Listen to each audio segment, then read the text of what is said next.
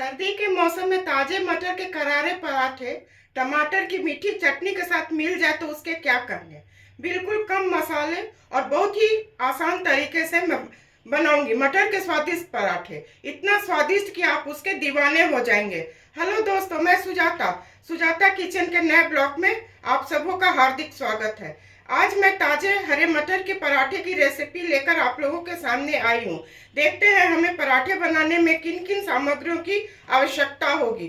तो सबसे पहले मैं मटर को छील ली हूँ। ये वजन में 250 ग्राम है। 2 प्याज को मैं बारीक बारीक काट ली हूँ। नमक, हल्दी, कश्मीरी लाल मिर्च, धनिया पाउडर, साबुत जीरा, हर मिर्चा को मैं काट ली हूँ। सौंफ पाउडर है, नींबू का रस है, हींग, चाट मसाला। तो चलिए सबसे पहले मैं मटर को उबाल लेती हूँ। पैन में मैं पहले से पानी रख ली हूँ, गैस को जला दी हूँ। ये उबल जाएगा तो इसमें मैं मटर डाल दूंगी। पानी अच्छी तरह उबल चुका है, इसमें मैं मटर डाल रही हूँ। थोड़ा नमक,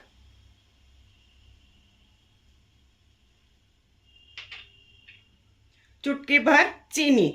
ये डाल देने से इसका रंग एकदम नेचुरल कलर रहता है। इसे मैं 1 मिनट उबाल लूंगी। ये तो मटर ताजा है, पर फ्रिज में छील के रखने से थोड़ा कड़ा हो जाता है। अगर इसका ताजे मटर का बनाइए तो उबाल लीजिए, और फ्रोजन का बनाइए तो उसे उबालने की आवश्यकता नहीं है। इसे मैं 1 मिनट अच्छी तरह उबाल लेती हूँ। ये अच्छी तरह उबल चुका है। गैस को मैं ऑफ कर रही हूँ और इसे मैं पहले छान लेती हूँ। मटर को मैं उबाल के छान ली हूँ, उसे ठंडे पानी से धो ली हूँ। ये ठंडा हो जाएगा तो इसे मैं मिक्सी में दरदरा पीस लूंगी। तब तक पराठा के लिए आटा मैं लगाती हूँ। मैं आटा ले ली हूँ। इसमें चुटकी भर नमक,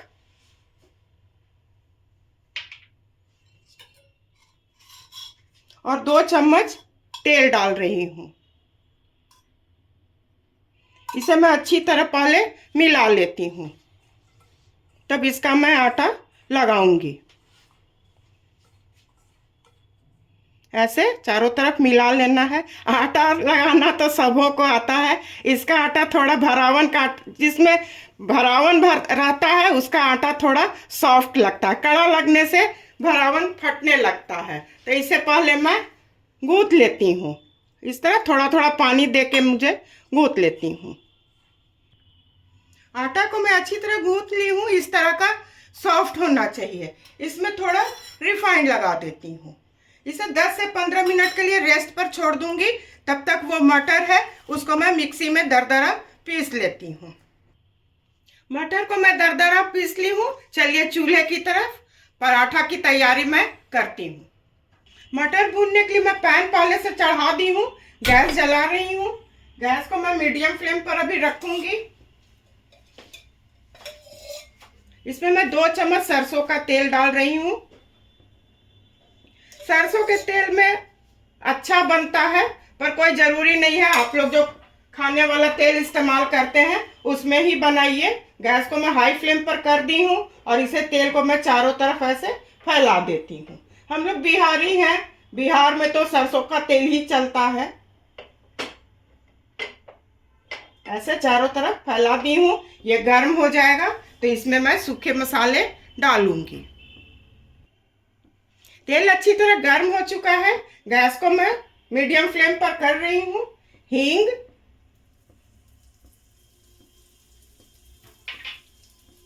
साबुत जीरा, हरी मिर्च,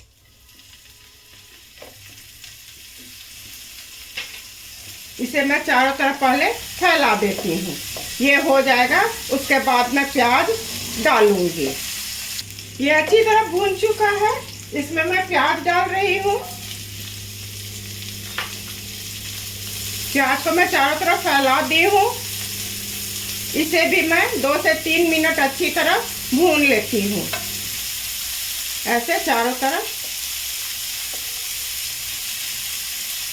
सर्दी में ये सब खाने का अपना अलग ही मजा होता है। घर घर में बनता है। ऐसे इसे 2 से 3 मिनट में पहले भून लेती हूँ। प्याज अच्छी तरह भून चुका है। गैस को मैं मीडियम फ्लेम पर कर रही हूँ। अदरक लहसुन, आप लोग अदरक लहसुन काट के भी डाल सकते हैं। मैं पेस्ट डाल रही हूँ। इसे चारों तरफ पहले ऐसे मैं मिला लेती हूँ।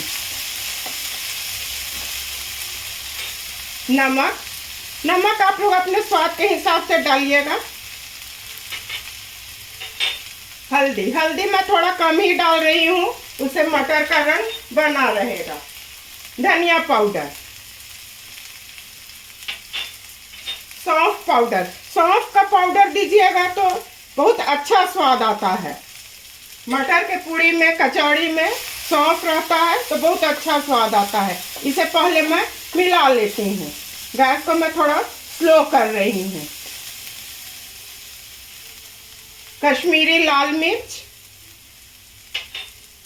गरम मसाला, इसे भी मैं 1-2 सेकंड अच्छी तरह भून लेती हूँ। जितना अच्छा मसाला भुना रहेगा, स्टफिंग उतना ही अच्छा बनके तैयार होगा।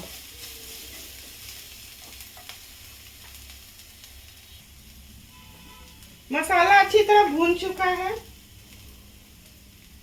मटर का जो बना के रखी हूँ दरदरा पीस करके, उसे मैं डाल रही थी। इसे भी मैं चारों तरफ मिला के भून लेती हूँ। इसमें है कि आप इसका स्टफिंग बना के फ्रिज में भी रख सकते हैं। जब मन करे तो आप इसे बना करके खा सकते हैं, कुछ खराब नहीं होगा। इसे मैं अच्छी तरह भून लेती हूँ 3 से 4 मिनट। इसी वक्त इसमें मैं नींबू का रस डाल दूंगी। मेरे पास नींबू है तो मैं नींबू का रस डाली हूँ। कभी ऐसा भी होता है कि घर में नींबू नहीं रहता है तो कोई बात नहीं है, चाट मसाला डाल दीजिए। अगर चाट मसाला भी नहीं है, ऐसा होता है, तो अमचूर पाउडर है उसे डाल दीजिए। खट्टा रहने से इसका स्वाद अच्छा हो जाता है। तो इसे मैं 3 से 4 मिनट अच्छी तरह पहले भून लेती हूँ। इसे मैं अच्छी तरह भून ली हूँ। मैं यही प्रयास करती हूँ कि कम मसाला कम तेल में बनाऊँ, जिसे सीनियर सिटीजन भी खाएं तो कोई बात नहीं है। बच्चों तो खा ही सकते हैं तेल मसाला का चीज, पर थोड़ा सीनियर सिटीजन के लिए भी मैं सोचती हूँ। इसी वक्त इसमें मैं धनिया पत्ती डाल रही हूँ। गैस को ऑफ कर दूंगी। जब ये बिल्कुल ठंडा हो जाएगा तो फिर मैं इसका पराठा बेल के तैयार करूंगी। मटर ठंडा हो चुका है, इसे मैं दरदरा पीस ली हूँ। तो चलिए सबसे पहले मैं आटे का लोई लगाती हूँ और उसमें इसको भरूंगी। आटा का लोई मैं बना ली हूँ, बस इतना ही बड़ा बड़ा लोई बनेगा। तो चलिए पहले इसमें मैं भरती हूँ। तो चलिए सबसे पहले इस लोई में ऐसे ऐसे मिला लेती हूँ, सूखा आटा लगा लेती हूँ और ऐसे ऐसे करना है। नीचे का भाग मोटा रहेगा, ऊपर का भाग पतला रहेगा। ऐसे थोड़ा बड़ा ही करना होगा तो बेसी भरावन इसमें भर पाएगा। ऐसे बिल्कुल ऐसे कटोरी के शेप में इसे बना लेना है। नीचे का मोटा और ऊपर का पतला रहेगा। और ऐसे डाल लीजिए और अंगूठे के सहायता से इसे दबा दीजिए ऐसे चारों तरफ। और ऐसे ऐसे ऐसे ऐसे ऐसे ऐसे ऐसे ऐसे और चारों को मिला करके ऐसे कर लीजिए। बस समझिए कि ये एक मोटरी की तरह इसे बना लेना है और ऐसे ऐसे गोल घुमा दीजिए। बिल्कुल देखिए कितना अच्छा बन गया है। इसी तरह से मैं सारे को पहले बना लेती हूँ। सारे लोई में मटर का स्टफिंग भर ली हूँ। चलिए अब इसे मैं बेलती हूँ। सबसे पहले इस लोई में मैं सूखा आटा, जिसे हम बिहार में परथन बोला जाता है, ऐसे ऐसे पहले कर सकते हैं। ऐसे कर लीजिएगा तो जितना स्टफिंग है अंदर चारों तरफ फैल जाएगा। आप लोग कर लीजिएगा आराम से। ऐसे ऐसे कर लेना है और इसे ऐसे बेलना है। ऐसे हल्के हाथों से बेलना है। आटा सॉफ्ट होना चाहिए। आपको ये बात का ध्यान देना है कि किसी भी तरह का स्टफिंग का पराठा बनाइए तो आटा सॉफ्ट होना, कड़ा होने से स्टफिंग फट के निकलने लगता है। देखिए कितना अच्छा बेल लिए हैं। इसी तरह से मैं सारे को बेल लेती हूँ। सारे को मैं बेल ली हूँ। चलिए अब इसे मैं सेकती हूँ। पराठा सेकने के लिए मैं तवा चढ़ा दी हूँ, गैस जला रही हूँ। गैस को मैं हाई फ्लेम पर रखी हूँ। ये गर्म हो जाएगा तो इस पर मैं पराठा को डाल दूंगी। तवा अच्छी तरह गर्म हो चुका है। सबसे पहले इसमें मैं सरसों का तेल ऐसे चारों तरफ लगा देती हूँ।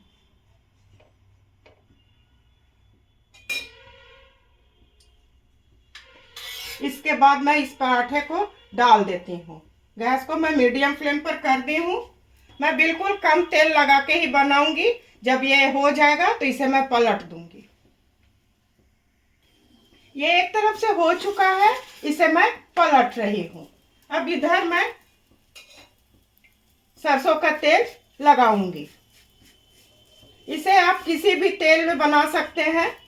घी में मन है तो घी में बनाइए, बटर में मन है तो बटर में बनाइए, वो आपकी मर्जी, जिसमें आप खाना पसंद करते हैं। मैं थोड़ा कम ही तेल लगा के इसे मैं सेकूंगी। ये एक तरफ से हो चुका है, ऐसे ऐसे दबा करके इसे मैं सेक रही हूँ। इसे मैं पलट दी, इधर भी हो जाएगा तो इसे मैं निकाल लूंगी और इसी तरह से सारे को मैं सेक लूंगी। देखिए कितना अच्छा फूल रहा और क्रिस्पी हो चुका है। इसे मैं अब निकाल देती हूँ। सारे पराठे को मैं सेक ली हूँ। देखिए कितना अच्छा क्रिस्पी बना है। तो गैस को मैं ऑफ कर रही हूँ। चलिए अब सर्व करने की बारी है, तो मैं अब सर्व करूंगी। हरे मटर का क्रिस्पी पराठा बनके बिल्कुल तैयार है। इसे आप लोग भी आराम से बना लीजिएगा। आप लोग बनाइए, अपने परिवार के साथ खाइए, इंजॉय कीजिए। मैं उम्मीद करती हूँ कि आप लोगों को मेरी रेसिपी और मेरा काम अवश्य पसंद आया होगा। इसी तरह से सुजाता किचन के हौसला को आप लोग अफजाई करते रहिए। मेरे चैनल को लाइक, शेयर और सब्सक्राइब कीजिए। धन्यवाद।